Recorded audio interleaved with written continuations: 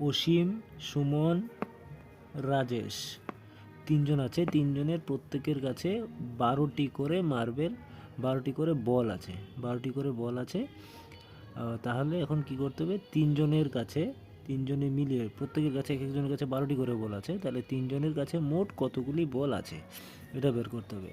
এরা তিনজন আছে, প্রত্যেকের 12টি, মানে এর 12, এরও 12, এরও 12, তাহলে 3টা 12 যোগ করলেই আমাদের বের হয়ে যাবে তিনজনের কাছে মোট কতটা আছে, 12টা যোগ 12টা যোগ 12টা।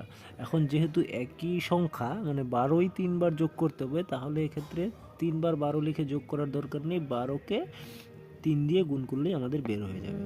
এর জন্যই তো আমরা গুণক শিখেছিলাম না। তাহলে আমাদের আছে একজনের কাছে, প্রত্যেকের কাছে 12টা, আর তিনজনের কাছে মোট 12টা করে আছে, তাহলে 12কে 3 দিয়ে গুণ করলেই আমাদের বের হয়ে যাবে কতগুলো বল টোটাল আছে। তাহলে 3 দিয়ে প্রথমে এটাকে গুণ করি, 3 দুগুণে 6, 3 একে 3, তাহলে কি হয়ে গেল উত্তর আমাদের 36। তাহলে কি লিখতে হবে, এখন উত্তরটা লিখতে হবে যে তিনজনের কাছে মোট কতগুলি বল আছে।